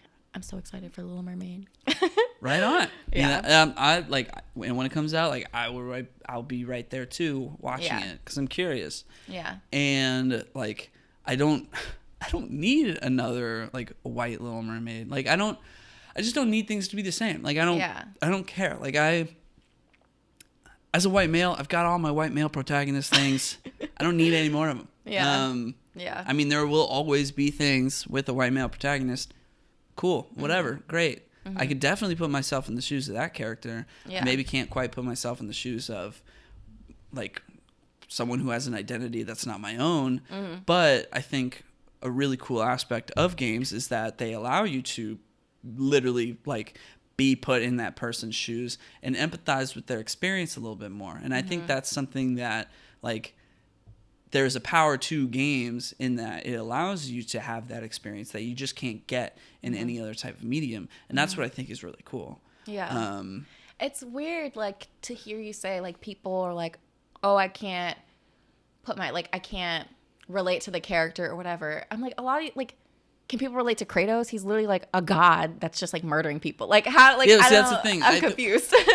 Well, see, the other thing is that a lot of the people complaining on the internet are like young teenagers that don't know any better. So I But not all of them. A bunch of adults as there well. are a bunch of adults as well that should know better. Yeah. But like, yeah, that's the thing. Like for me, like I am not like a big buff God of War. Mm-hmm. However, to imagine myself as like this big hulking man swinging an axe, it's pretty awesome. But what you're wanting to relate to are the actions, not the person necessarily, right? Yeah, for me, it's the actions. It's like I like to play games where if I was doing those things, that would be a ton of fun. Mm-hmm. You know, swinging an axe, throwing it around, or like in Forspoken's case, like running around doing magic and parkour. Like I would love to be doing that. Yeah. And though I'm not playing as a white male, I'm playing as a black woman. Yeah. I'm still going to enjoy doing those things because it's super cool. Yeah.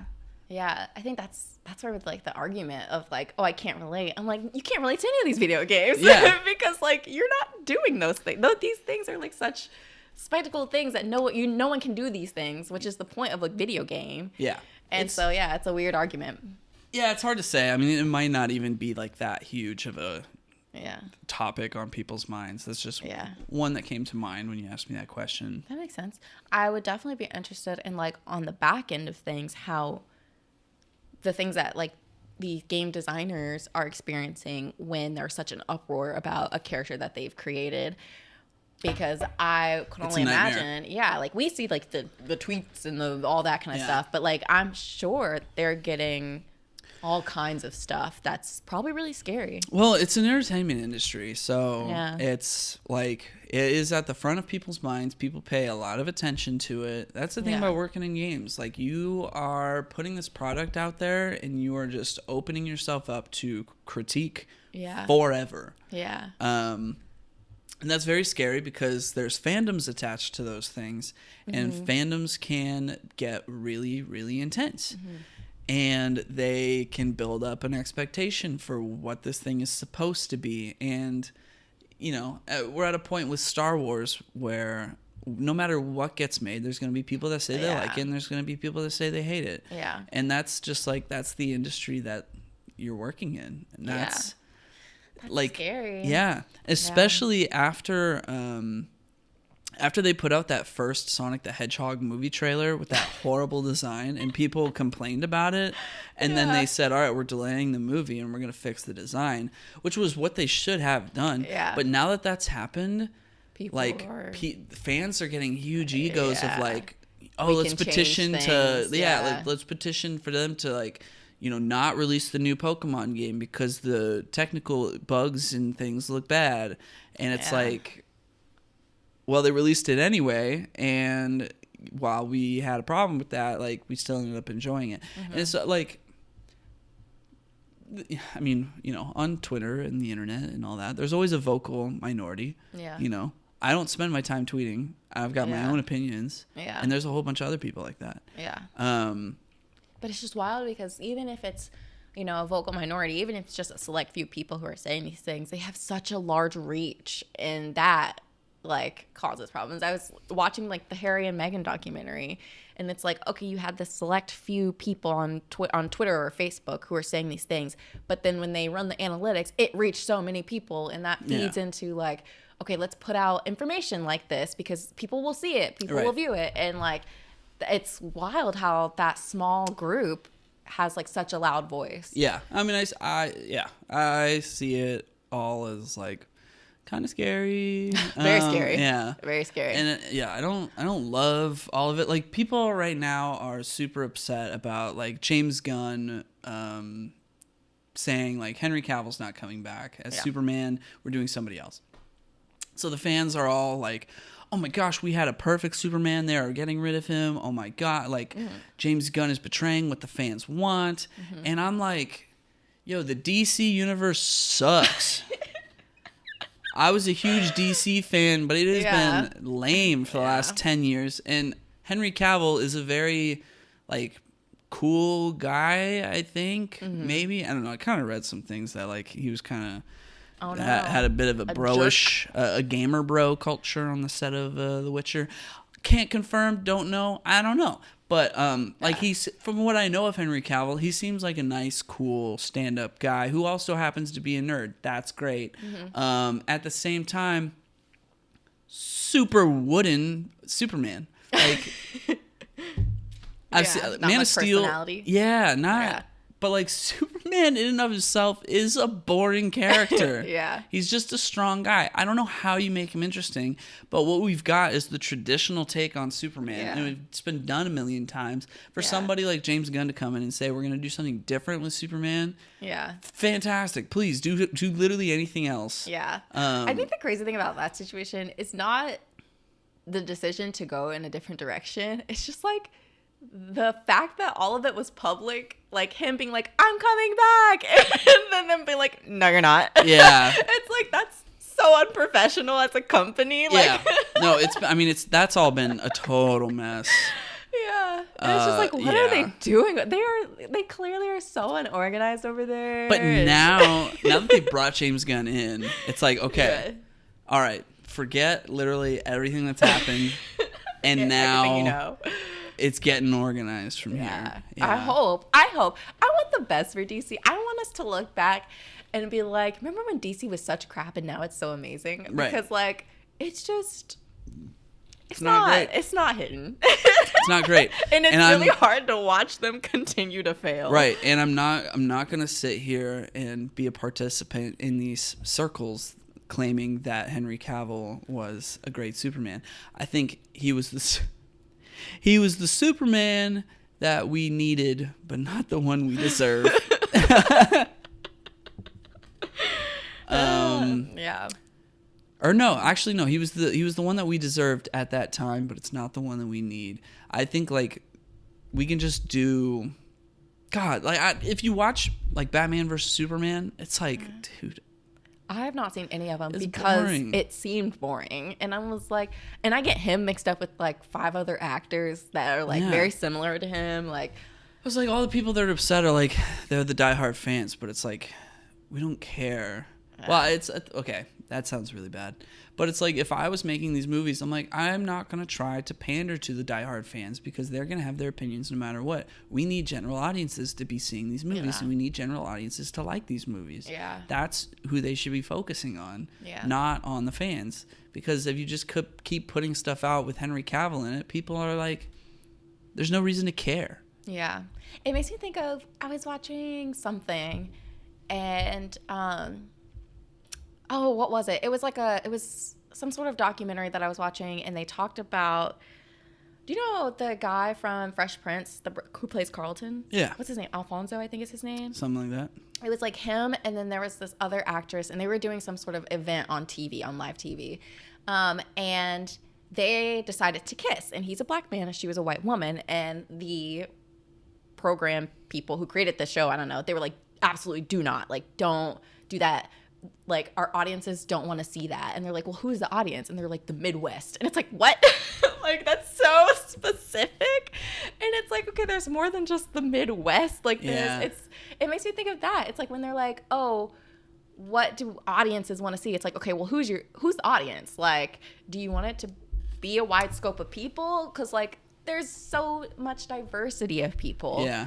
Like, do you want everyone to be, into this thing? Or is your audience something that's actually still pretty specific and only caters to a small group? Okay, here, I got one. Yeah. To bring it back to the gaming industry. God of War, Ragnarok. Mm-hmm. There's this character. Her name's Angerboda. Yeah. And this is Norse mythology. But in God of War, Ragnarok, Angerboda's character is a black girl. Mm-hmm. Now, when it was revealed that, first off, that, like, Angerboda was even going to be a character in the game, I didn't even know who Angerboda was, and that she was going to be portrayed as a black girl, there was a whole bunch of people pissed off about it. And I don't care. I just have bigger things to be worried about than whether this fictional depiction of Norse mythology is having everybody be white. Like, Norse mythology is like, what is that? Is that like Nordic, Norway?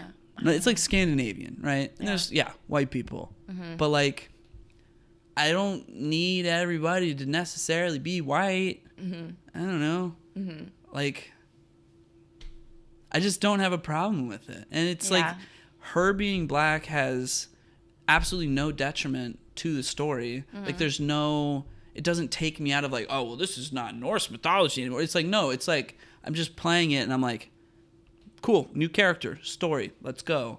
And like that's all it has to be. And it's really, it is hard for me to understand why people are so mad.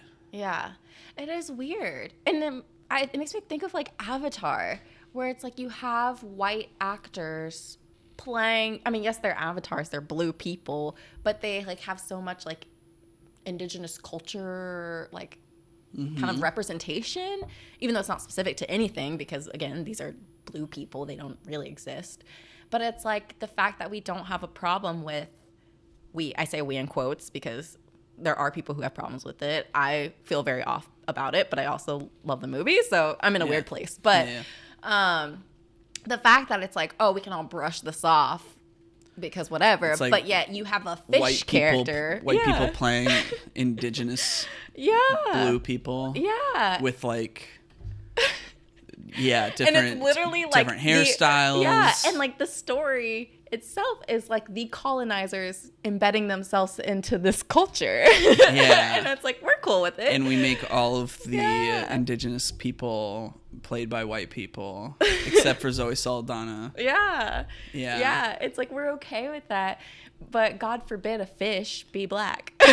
Like, be a black girl. And it's like, what's the difference there? You know, why is there such an uproar about this? And people are like, well, it's like, I think Little Mermaid's also like part of Nordic King fairy Triton, tale or whatever. I think it's Greek technically. Something like that. And it's like, we're making that claim for this, but not for other things, and it doesn't make any sense. I mean, it's a long debate. It's a long debate, and it's we're on the same side. I mean, there's just a lot of hypocrisy on the side of people that do complain, and I just find that I've got bigger fish to fry. Than a Little Mermaid. Oh no! Sorry, no fish were fried. No fish were fried in the making of this podcast. No, I feel you. I just have more important stuff to be worried about than what race a character is. Like I feel you. I don't care. Maybe we should focus all our energy on climate change. Well, yes. I'm not gonna go there. But it's, to me, it's like, was the story well told? Was it good? Was I emotionally invested? That's all I care about. And that's all that most general audience members do care about. It drives me nuts. The people that do complain. And I don't know. People can spin whatever reason they want to come up with for why they should be upset and why you should be upset too. But it's like, tough. What's the point? No, I feel you. All right, last question. We'll wrap it up. It's a pretty quick question. Sure. Do you think AI will take over the gaming industry? No. I don't think AI will take over any creative industry that will require the input of humans, because the AI will never be able to come up with something truly original in and of its own. Good the point. Human element is required for that component, I would say. Do you think that there will be where you have like the creative person who creates the story and then feeds it to the AI to actually develop the game? Yeah, you know what? It's really scary. I don't know. I mean, it is really scary. Like, AI is getting really advanced, and it's only going to get more advanced. I mean, I think like if we get to the point where an AI can make a game all in and of itself, I'm not sure it'll ever be as good as a game that had that human flavor to it. Because how do you get that? Because games are very like emotional. So how do you get that emotion if you use AI? Like, is AI capable of giving that same type of... I mean, if you feed it like, this is what people find emotional, and then it's like, all right, well, I need to have emotion in my story, and it like integrates that into the story. You're getting into a very large topic. I'm like, really quick question. Yeah. AI, what's your take on That it? is not at all a quick question, because some people are like excited about, Yeah. oh, I'm a game designer and I'm learning how to design a game, but I don't know how to do art. Now I can use AI to generate the art for me. My take on that is that if I just rely on AI to give me the art, then the artist that I would have hired is now not going to get paid. Yeah. And it's going to make it really hard for artists to get paid for their work if there isn't like a compensation system that is being used for, like, if their art was used in the generation Yeah. of the AI art, Yeah. which right now, like, there's no compensation or royalties for anything like I know, that. they're just having their artwork stolen. Right. So some people get excited about it. I err on the I'm kind of scared about what this means for For a lot of things. creators. Yeah. But at the same time, it's like, well, I don't, like, if I was doing it, I would use the AI art to start with, just to have something to work from. But ultimately, I would say, like, we need to hire somebody to come in and make this, like, in its own kind of creative style. Because Yeah. if you just use the AI, I think you're gonna get generic stuff. Yeah. I mean, I think the AI could be cool for like those who are like using it like maybe personally, like they're just trying to like if someone wants to get into how do you design a game, right? And at home they're just like playing around with it, but I don't think it should be for like developing a product that will be sold, that will be profited off of. Yeah. Because then you'd have people whose art's getting stolen, it's now making it into these games, they're not seeing any of that compensation. And it's already tough for artists in general. Right. Like, Right. we don't want to make it any tougher. And like you said, it's just not as original as it could be. Right. And so, yeah, I think it could. But how do you regulate that is the question. Is how Right. it would be so hard to figure that out. So to take it all the way back to bookend this, if I gave an AI like all of the right information, it could probably cook up its own Pokemon game. Like, I could see AI getting to a point where it like literally could build a whole game. Yeah. And you could feed it a prompt Yeah. of like, make me a new Pokemon game with 60 new Pokemon where this is the gimmick or whatever. Yeah. And it would make a game that runs better than the one that we just played. Wow. Like, I could see that happening because there's Yeah. such a system that already exists in Pokemon. Yeah. And like, Pokemon already is like, you're gonna play it because you already like Pokemon, Yeah. whether you like the new gimmicks or story or whatever or not. So I just food for thought, like as a thought experiment, if an AI fed me a Pokemon game, I would imagine myself enjoying it. Scary. Yeah. Scary. Like, jokes on us, the Pokemon with Guns game was made with AI. Yeah. I Like, don't what? know. Yeah, it's wild. What a time we live in. Yep. Strange. For real. All right, well, we're gonna get our New Year's rolling. It's Yep. 7:00 almost. We have to do so- assignments for the next episode. Yeah. I forgot. So you assign. I have I'll a few start. things. Okay. I have a few things. I also have a few options. I need to think. Okay, my first question. Okay. You've seen Sex and the City 2, the movie. Yeah. Have you seen the first one? Yeah, we watched it together. Oh, shoot. Okay. I have a backup. Don't worry. Okay. When did we watch that? We watched it over FaceTime like a year ago. Oh my gosh, I love that movie. Okay. My backup. I've literally also watched, like, while we've been living together for the past year, I've like watched you watch I part watch of it that often. Yeah. Yeah. It is a comfort movie Seen a for me. good chunk of that. I love that movie. And now that it's New Year's, I'm like, oh, it's perfect time to watch it. Yeah. Okay. My backup. Since there was recently a new season, and this is the show I absolutely hate but love to watch, Oh no. you're getting Emily in Paris, baby. All right. That's fine. Yep. Can you like quickly monologue while I check my notes real quick? So how's everyone doing? tell me what your favorite animal is. Oh gosh, your whole like butt's just in the camera. Oh, my bad. My favorite animal is a giraffe. We recently went to the zoo, which, you know, I don't like animals in captivity, but it was a pretty cool zoo, not gonna lie. Saw some cool things, saw some cute animals. Oh, okay, I got it. What did you give me again? Emily in Paris. All right, well, this is gonna be weird. I'm gonna go ahead and give you One Punch Man. What? Oh my gosh. I was thinking about this. Am I supposed to match Emily in Paris? No, somehow? I just One Punch Man. What? I don't want to watch it. Have you seen One Punch Man? I've seen like pieces of it. Okay. But I've never watched. Like I've never sat down and watched. I don't know anything about it. I know the character. Like I have a clear image of the character in my. Perfect. We're watching One Punch Man. Ah, okay.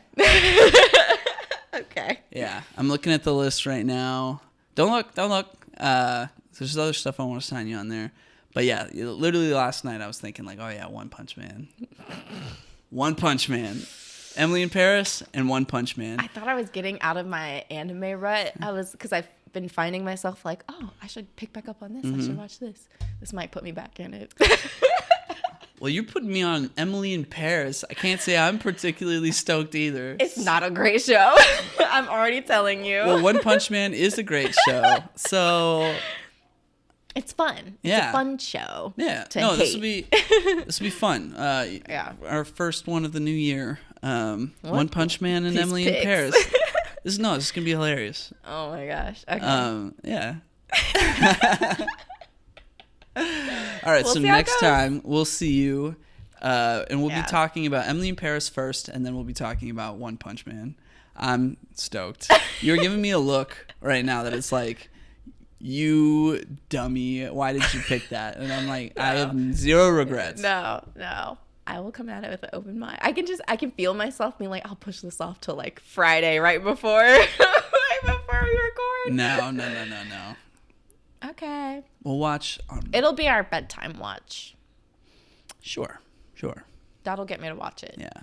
I think And give it you've- my full attention. I think after you've seen the second episode, you'll be like, I know a few people who love One Punch Man, so yeah.